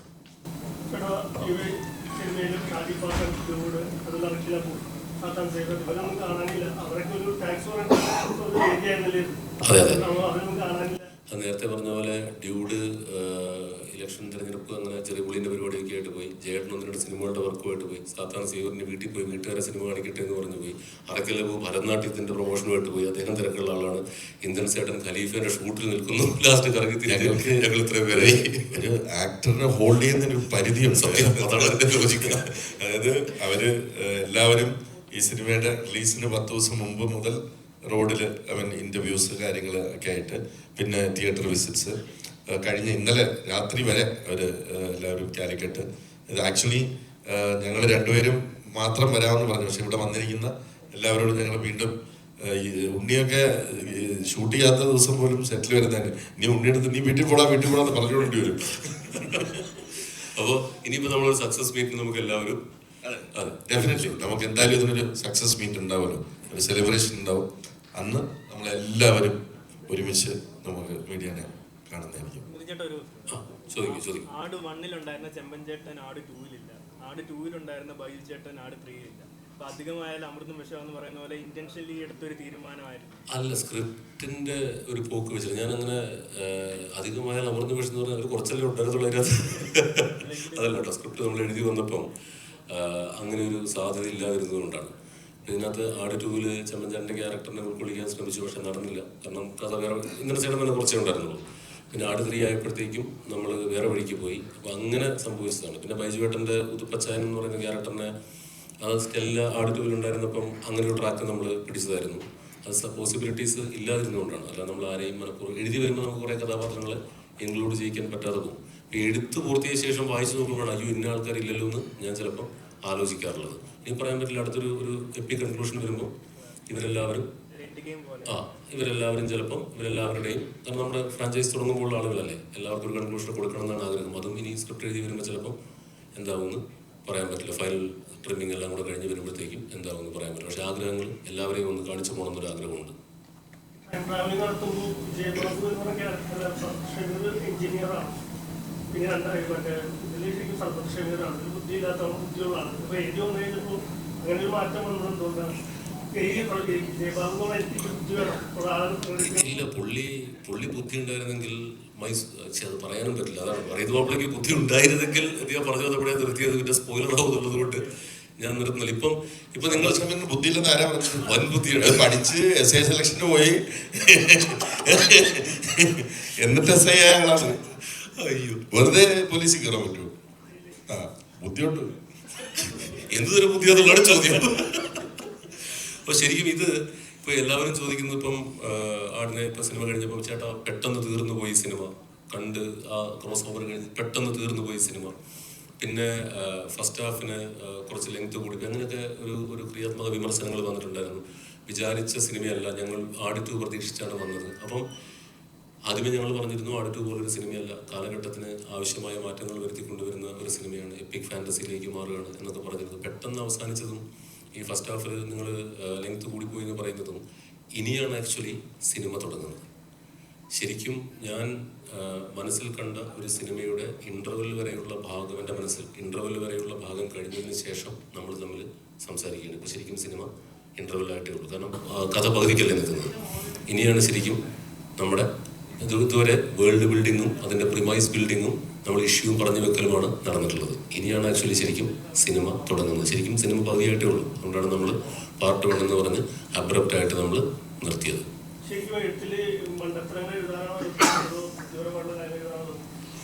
ഈ മണ്ടത്തരങ്ങൾ എഴുതാനാണ് ബുദ്ധിമുട്ട് ശരിക്കും പറഞ്ഞിട്ടുണ്ടെങ്കിൽ. ഇപ്പം അപ്പോൾ ഒരു ത്രില്ലർ, ബുദ്ധിപരമായ ഒരു ത്രില്ലറൊക്കെ എഴുതുക എന്ന് പറഞ്ഞിട്ടുണ്ടെങ്കിൽ നമുക്ക് ലോജിക്കൊക്കെ വെച്ച് കളിക്കാം. ഈ നോ ലോജിക് അല്ലെങ്കിൽ നോ ബ്രെയിനേഴ്സൊക്കെ എഴുതുമ്പോഴുള്ള പ്രശ്നം എന്ന് പറഞ്ഞിട്ട് ചിരിക്കുകയും കൂടി വേണമല്ലോ. അപ്പോൾ എനിക്ക് ശരിക്കും ഹ്യൂമർ എഴുതാനാണ് ആക്ച്വലി ബുദ്ധിമുട്ട്. മണ്ടത്തരം എഴുതാൻ ഭയങ്കര ബുദ്ധിമുട്ടാണ്. നമ്മൾ സ്വയം ഒരു മണ്ടനാവാൻ ഭയങ്കര എളുപ്പമാണ്. പക്ഷെ അത് വെച്ച് ആളുകളെ സ്ക്രീനിൽ ചിരിപ്പിക്കുക എന്ന് പറയുന്നത് ഇത്തിരി എനിക്ക് പേഴ്സണലി കേട്ടോ, ചിലപ്പം ഹ്യൂമർ എഴുതാൻ എളുപ്പമുള്ള ആളുകളുണ്ടാവും. എനിക്ക് പേഴ്സണലി ത്രില്ലേഴ്സൊക്കെ എഴുതാനാണ് എളുപ്പം. ഹ്യൂമർ എഴുതാൻ ഇത്തിരി ബുദ്ധിമുട്ടാണ്. ആളുകൾ ചിരിക്കണമല്ലോ. ചിരിച്ചാൽ കോമഡിയും അല്ലെങ്കിൽ ട്രാജഡിയുമാണ്. അങ്ങനെയാണ് ഹ്യൂമറിൻ്റെ ഒരു പ്രശ്നം. ആട് 3യുടെ ഷൂട്ടിംഗ് സമയത്ത് പല സിനിമകളും ചിലപ്പം ഇതിൽ വിടേണ്ടതായി വന്നിട്ടുണ്ട് സ്ക്രിപ്റ്റിന്റെ സമയത്ത്. ഇനി ഇതിന്റെ സെക്കൻഡ് പാർട്ട് എടുക്കുമ്പോൾ ഒത്തിരി ടൈമുകൾ എടുക്കുന്നുണ്ട്. അപ്പൊ ആ സമയത്ത് വിട്ട സിനിമകൾ ഉണ്ടാവുമല്ലോ, നമുക്ക് എഴുതണമെന്ന് വിചാരിച്ച സിനിമകൾ ഉണ്ടാവും. ഇതിനു മുമ്പ് ഇത്രയും ഡേറ്റ് ഇല്ലാതെ ഷൂട്ട് ചെയ്യാമെന്ന് തീരുമാനിച്ച സിനിമകളൊക്കെ മനസ്സിലുണ്ടായിട്ടുണ്ട്. ഇനിയും അങ്ങനെ തന്നെയാണ് ഈ അടുത്ത എഴുതുമ്പോഴും ആ സമയം പോകും. അതുകൊണ്ട് തന്നെയാണോ ഇനി അതിന്റെ അടുത്ത പാർട്ട് വേണ്ടെന്ന് പറയുന്നത്? തനിക്ക് സ്വന്തമായി കുറെ സിനിമകൾ ചെയ്യാനുണ്ട്, ഇത് ഇത്രയും ഡേയ്സ് നീണ്ടു പോകുമ്പോൾ അതിന്റെ ഒരു പോരായ്മ വരുന്നു നമുക്ക്? ഒരിക്കലുമല്ല. കാരണം ഞാൻ ആദ്യമേ തീരുമാനിച്ചിട്ടുണ്ടായിരുന്നു, നമ്മുടെ ഒരു ടേക്ക് ഒരു കാലഘട്ടം കഴിഞ്ഞാൽ അത് സ്വരം നന്നാവുമ്പോൾ പാട്ട് നിർത്തുക എന്നുള്ള അതേ പോളിസി തന്നെയാണ്. നമ്മുടെ ഒരു ടേക്ക് അവസാനിക്കുകയാണ്. അത് ഞാൻ നേരത്തെ പറഞ്ഞതുപോലെ തന്നെ നമ്മൾ പലരുടെയും ബാറ്റ്മാൻ കണ്ടില്ലേ. ഇപ്പം ഞാൻ ഇവരെയൊക്കെ അങ്ങനത്തെ നമ്മുടെ കേരളത്തിൻ്റെ നാടൻ ഹിലേരിയസ് കഥാപാത്രങ്ങളായിട്ട് കാണുന്നു. എൻ്റെ ടേക്ക് അവസാനിക്കുന്നു. അത് മുൻപോട്ട് കൊണ്ടുപോകേണ്ടത് ഇദ്ദേഹമാണ്. ഇദ്ദേഹം ഒരുപാട് പുതുമുഖ സംവിധായകർ ഞാൻ ഉൾപ്പെടെയുള്ളവരെ സിനിമയിൽ അവതരിപ്പിച്ചിട്ടുള്ളതാണ്. അപ്പം ഇദ്ദേഹത്തിന് അത് തുടർന്നു കൊണ്ടേ പോകാം. നമ്മുടെ ഇവിടെ അങ്ങനത്തെ ഒരു ശീലമില്ലാത്തത്, ഒരു കീഴ്വഴക്കമില്ലാത്തത് കൊണ്ടായിരിക്കാം. അപ്പം അങ്ങനെ പറയാൻ പറ്റില്ല. കാരണം നാടോടിക്കാറ്റും പട്ടണപ്രവേശനം കഴിഞ്ഞിട്ട് അക്കരെ ചെയ്തത് പ്രിയദർശൻ സാറാണ്. അപ്പോൾ അങ്ങനെ ആർക്ക് വേണമെങ്കിലും ഇതിനെ പുതിയ രീതിയിൽ കൺസീവ് ചെയ്യാം. ഇപ്പോൾ ഒരു ജെൻസി ഡയറക്ടർ വന്നിട്ട് ആടിനെ കൺസീവ് ചെയ്ത് അവതരിപ്പിക്കാൻ പോകുന്നത് വേറൊരു രീതിക്കായിരിക്കും. അപ്പം അങ്ങനെ കാലഘട്ടത്തിന് ആവശ്യമായ മാറ്റങ്ങൾ വരുത്തിക്കൊണ്ട് ഇനി ആർക്ക് വേണമെങ്കിലും റീവാമ്പ് ചെയ്യാം. കഥാപാത്രങ്ങൾ തുടർന്നുകൊണ്ടേയിരിക്കും.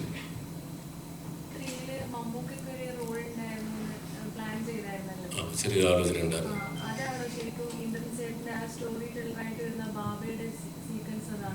അതും സ്പോയിലറായി പോകുന്നതുകൊണ്ട് പറയുന്നില്ല. വാട്ട് ഇഫ് ഞങ്ങളൊരു ചെറിയ പീസ് ഒഴിവാക്കിയിട്ടുണ്ടെങ്കിലും അങ്ങനെയും വരാമല്ലോ. ഒരു ചെറിയ ആലോചന ഉണ്ടായിരുന്നു ഞങ്ങൾക്ക്. പക്ഷേ പിന്നെ ഞങ്ങൾക്കത് അങ്ങോട്ടേക്ക് എത്തിക്കാൻ പറ്റില്ല എന്നുള്ള സാഹചര്യങ്ങൾ അനുകൂലമായിരുന്നില്ല. പിന്നെ ഞങ്ങളത് വേണ്ടാന്ന് വെച്ചു. അപ്പോൾ ഇനിയിപ്പോൾ പിന്നീട് തോന്നി ഇപ്പോൾ ഈ സമയത്ത് വന്നിട്ട് ഇപ്പൊ സിനിമ ഓടിക്കൊണ്ടിരിക്കുന്ന സമയത്ത് നിങ്ങൾ കട്ട് ചെയ്തതിൽ ഏതെങ്കിലും സിനിമ വെച്ചിരുന്നെങ്കിൽ? ഇല്ല. ഇനി വെച്ചിരുന്നെങ്കിൽ വിഷ്വൽ ഗ്രാൻഡറുള്ള 1-2 സീനുകൾ ഉണ്ടായിരുന്നു. അത് നമ്മുടെ അക്ഷയ് രാധാകൃഷ്ണനൊക്കെ അഭിനയിച്ച ഒരു അടിപൊളി സീൻ ഉണ്ടായിരുന്നു. ആ വില്ലേജിൽ ഉള്ള കട്ടപ്പൻ പ്രൊഡക്ഷൻ ഉണ്ടായിരുന്നു. അതൊന്ന് വെച്ചിരുന്നെങ്കിൽ കൊള്ളാം. അത് അത്രയും ഭയങ്കര രസമായിട്ട് ഒരു 6-7 കുതിരകളൊക്കെ വെച്ച് ഞങ്ങളുടെ സിനിമയിൽ ഏറ്റവും മനോഹരമായ സീനുകളിലൊന്നായിരുന്നു. അത് ഹ്യൂമർ വരുന്നു. അത് പോയതിൽ എനിക്ക് ഭയങ്കര വിഷമമുണ്ട്. പക്ഷേ എങ്ങനെ നോക്കിയിട്ടും അത് ഇനി അക്ഷയിനെ വിളിച്ചത് പറയണം. അക്ഷയ് സോറി, ഞാൻ ഇതുവരെ അവരെ വിളിച്ച് പറഞ്ഞിട്ടില്ല. അത് ഈ പറഞ്ഞ പോലെ നമ്മുടെ ഡയറക്ടേഴ്സ് കട്ടില്ലെങ്കിൽ യൂട്യൂബിൽ നിങ്ങൾക്ക് അത് കാണാം. കാരണം വളരെ ഗംഭീരമായിട്ടുള്ളൊരു സീനായിരുന്നു. അത്രമേൽ ഗ്രാൻഡ്യൂറുള്ള, അത്രമേൽ രസമായിട്ട് വന്നിട്ടുള്ളൊരു സീനായിരുന്നു. പക്ഷേ അത് ഉൾക്കൊള്ളിക്കാൻ പറ്റിയില്ല. അതുപോലെ എനിക്ക് മോശമല്ലാത്ത നല്ല ചെറുതല്ലാത്തൊരു വിഷമമുണ്ട്. ഒരു ചോദ്യം കൂടെ, ഈ ഇന്നലെ സംഭവിച്ചതെന്ന് പറഞ്ഞിട്ട് ഒരു സീൻ നിങ്ങൾ യൂട്യൂബിൽ അപ്ലോഡ് ചെയ്തിരുന്നു. ആ സീൻ ചിലപ്പോൾ ഈ സിനിമയുടെ തുടക്കത്തിലെ സീനാകുമെന്ന് പലരും കരുതി. അത് ഞങ്ങളുടെ പ്രൊമോ സീനായിരുന്നു. കമന്റ് സെക്ഷൻ കണ്ടിട്ടുണ്ടാവല്ലോ ഈ സീൻ? കണ്ടിരുന്നു. എല്ലാവരും അങ്ങനെ വിചാരിച്ചത്. ഞങ്ങൾ ഇതിന് ഡിഫറെൻറ്റ് കൈൻഡ് ഓഫ് സ്ട്രാറ്റജീസ് ആണ് പ്രൊമോഷൻ ഉപയോഗിച്ചത്. ആദ്യം തന്നെ ഞങ്ങൾ ഭൂതകാലത്തിൻ്റെ കുറേ പോസ്റ്റേഴ്സ് വിട്ടു. അപ്പോൾ നിങ്ങളെല്ലാവരും ഞങ്ങളെ കാലവരി തറയിലടിച്ചു. അത് അങ്ങനല്ല ഇങ്ങനല്ല എന്ന് പറഞ്ഞിട്ട്. അപ്പോൾ ഞങ്ങളതെല്ലാം സഹിച്ചു. കാരണം അതായിരുന്നു സ്ട്രാറ്റജി. എന്തോ ഒരു ഇത് വരുന്നുണ്ട്. പിന്നെ ഞങ്ങൾ പ്രസൻറ്റിലെ ലുക്കുകൾ വിട്ടു. പിന്നെ ട്രെയിലർ ഇങ്ങനെ വന്നു. പിന്നെ പ്രൊമോ സീൻ.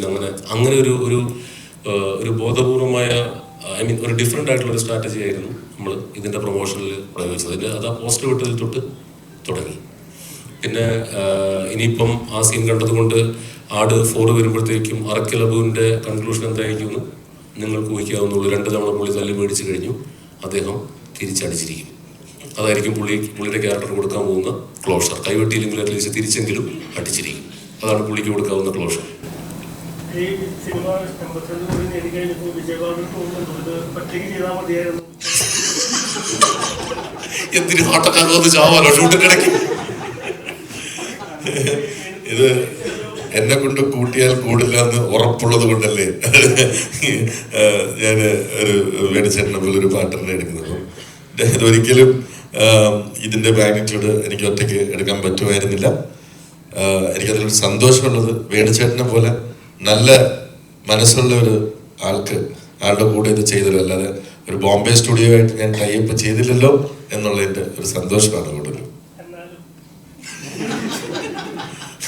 ഇടയിൽ എന്ത് സംഭവം അറിയോ, ഇതിനകത്ത് ഇത്രയും വലിയ കോടികളുടെ റിസ്ക് എടുക്കും. ഇദ്ദേഹം ക്യാമറയ്ക്ക് മുൻപിൽ 2 വേഷത്തിലും കൂടെ നിൽക്കേണ്ട ഒരു ആക്ടർ കൂടിയാണ്. അതിന്റെ സംഘർഷം നമ്മൾ കാണുന്നില്ല ഇതിന്റെ ബിഗിനിങ് സ്റ്റേജിൽ. അത് ഒരു വലിയ ടാസ്ക്കാണ്. ഇനി അതിനെക്കുറിച്ച് ഈ പറഞ്ഞ പോലെ നമ്മൾ അങ്ങനത്തെ ഒരു ആലോചനകളിലേ പോയിട്ടില്ല. ആദ്യം തൊട്ടേ ഒരു പാർട്ട്ണർ എന്നുള്ള ലൈനിൽ തന്നെയായിരുന്നു ഇദ്ദേഹം മൂവ് ചെയ്തുകൊണ്ടിരുന്നത്. ഞങ്ങളുടെ ഭാഗ്യത്തിന് കറക്റ്റ് വേണിച്ചേട്ടൻ വന്നു ചേർന്നു.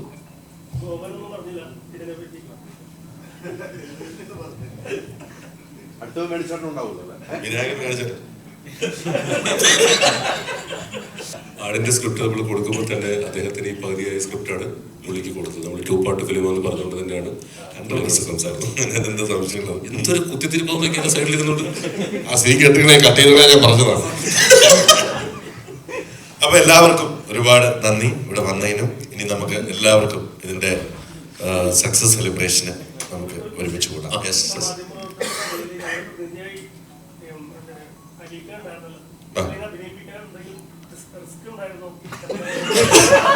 റിസ്ക് ഉണ്ടായിരുന്നു. ഇപ്പൊ പറഞ്ഞു ചുറഞ്ഞല്ല, ഡബിങ് സ്യൂട്ടിൽ വന്നിട്ട് കരഞ്ഞ് കണ്ണീര് കുടിച്ച് അസിസ്റ്റന്റ് ഡയറക്ടേഴ്സിന്റെ മുഴുവൻ തെറിയ ആട്ടും തുപ്പുക ചെറിയ സീൻ മറ്റേ ഡബ് ചെയ്യാൻ വന്നിട്ട് കേട്ടിട്ട് പോയ ആളാണ്. പറഞ്ഞു ലാസ്റ്റ് 5 ദിവസം കൊണ്ടാണ് ഡബിങ് പൂർത്തിയാക്കിയത്. ഇതിന് മതിയാവില്ല. പറഞ്ഞോ ഞാൻ പോണ ദിവസമൊക്കെ കുറെ പേരുണ്ട്, അത് എന്നെ വീണ്ടും ജയിപ്പിക്കണം കേട്ടോ. ഞാൻ കുഴപ്പമില്ല, ഇതിന്റെ ഇഷ്ടം ഡബ് ചെയ്യണം. പക്ഷെ അവിടെ ഈ പറഞ്ഞ പോലെ ആ സീൻ കൃത്യമായിട്ടും അദ്ദേഹത്തിന്റെ ചോദ്യത്തില് വർക്കൗട്ടായി. പി ശശി ഇദ്ദേഹം തമ്മിലുള്ള പുള്ളി വന്നു സഭ മറ്റേന്താ പറയുക സിനിമയിൽ അഭിനയിക്കുന്നതിന്റെ ബുദ്ധിമുട്ടുകളില്ലാതെ പുള്ളി വളരെ ഗംഭീരമായിട്ട് ആ സിനിമ ചെയ്തു. ആ സീൻ കറക്റ്റ് കാണും മനസ്സിലാവുന്നത് വർക്കൗട്ട്. അല്ല ചേട്ടൻ പറയുന്ന ഡയലോഗ് എല്ലാം എഴുതിയ പുള്ളി തന്നെയാണ്. അതെ. ഞാനും ഇതുകൂടെ അപ്പോൾ ഓക്കെ. അപ്പം എല്ലാവർക്കും താങ്ക് യു കേട്ടോ. ബാക്കി നമുക്ക് ഇതിന്റെ സക്സസ് മീറ്റിൽ കാണാം. കൂടെ നിന്നതിനും പ്രോത്സാഹിപ്പിച്ചതിനും ആടിനെ ഇതുവരെ എത്തിച്ചതിനും എല്ലാവർക്കും ആട് ടീമിന്റെ നല്ലൊരു സെലിബ്രേഷൻ നമുക്ക് ഇതിന്റെ സക്സസ് മീറ്റിന് എല്ലാവരുമായിട്ട് ചേർന്ന് ചെയ്യാം. Thank you so much.